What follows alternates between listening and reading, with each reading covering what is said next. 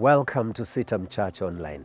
This is Karita Mbagara, the Deputy Bishop of Christ is the Answer Ministries. The days that we are living in, I am finding that more and more people are taking worship to mean that it is singing songs slowly. So you're singing a song like Amazing Grace, and when you sing Amazing Grace towards the end and perhaps you slow it down, that is worship. Or others have taken it that it is when we are celebrative, when we have hype and energy, that is what is true worship. But is that what is acceptable to God? What does the Bible say is true worship? The word worship first appears in the book of Genesis, chapter 22, verse 5. This is when Abraham had gone to sacrifice his son. In verse 5, he tells the servants to wait at the bottom of the mountain, and that was Mount Moriah, and he and the son were going up. In his mind, he knew he was going to sacrifice his son, but he said, we are going up to worship, and then we will return to you. So in Abraham's understanding, worship was sacrifice. It was sacrificial. And I want to say that we must rediscover that kind of worship where we sacrifice. And the sacrifice that we are making is of that which is our best. Abraham was going to give his one and only son, a son that he had prayed for a long time, a son that he had waited for a long time. And God had kept on keeping, him assured that God would bless him. But many years, the son had not come. We know that even Abraham at one point went astray and tried to help God. So when Isaac was born, he was a very precious son to Abraham.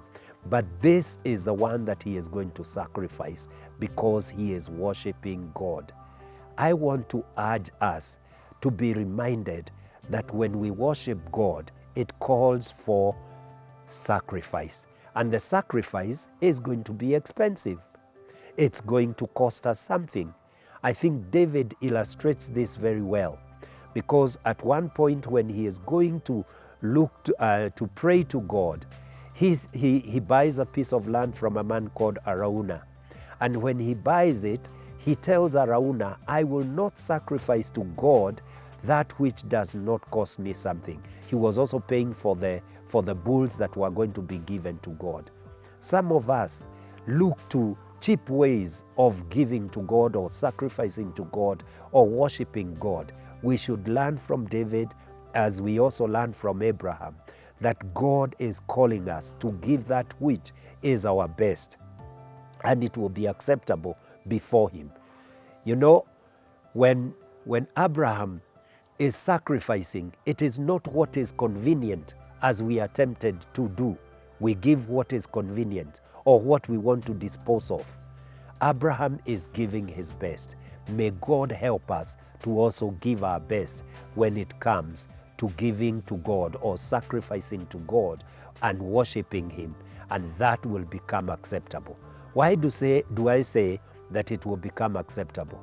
Because after he went to the mountain with that attitude, then he came back singing and praising God, because God met him there and gave him back the son and gave him a promise that has become a blessing for all generations. When we worship God in an acceptable manner, there is a reward, and that reward is much greater than what we were going to give to God. So let us learn to worship God in the manner that Abraham has taught us by his action. The other thing that I note here is that Abraham's sacrifice or worship was immediate. Tied to this worship was obedience and trust in God. Because when we look to the book of Genesis, chapter 22, the Bible tells us in verse 2, when God had spoken to him, immediately, actually in verse 3, that's why it says, verse 2 is where God told him, take your son, your only son, the one that you love, and go and sacrifice him. In verse 3, We are told early the next morning, Abraham rose up and cut wood and decided to go and worship the Lord. So true obedience will lead to true worship. Our actions speak about our worship, the way we live. Because Abraham is doing this because his heart is right with God. His understanding of God is propelling him to make the sacrifice. So it is not just the sacrifice, but it is flowing from the heart because of a relationship that he has developed with God. How is your relationship with God? Because that will determine whether your worship is acceptable to God. It will also mean that you are either willing or unwilling, but we must obey and obey immediately like Abraham. The Jesuits used to say that we need to worship God like a corpse. A corpse, once you drop it, it remains there without moving until somebody else moves it. If it is seated, it will remain seated. If it's lying down, it will lie down. If it's on one side, it keeps to that side. And that's how we should be as far as our relationship with God is concerned.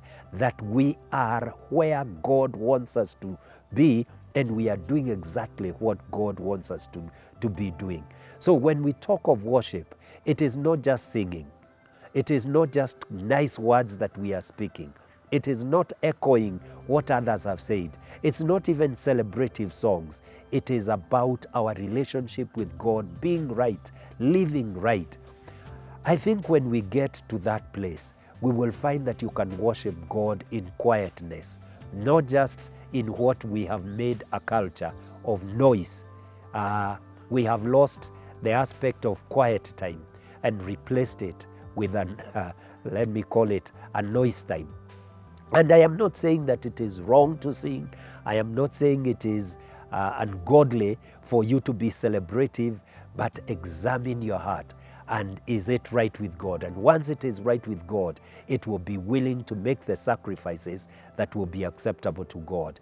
And you will, in turn, be blessed like Abraham was blessed. He was told he will become a blessing to the nations, and his children also were going to be blessed. God bless you as you do this and as you share this with others so that they are equally blessed like you. But may I also ask you, if you haven't, to please subscribe so that every time we put up a video, you will be notified. Thank you very much, and God bless you.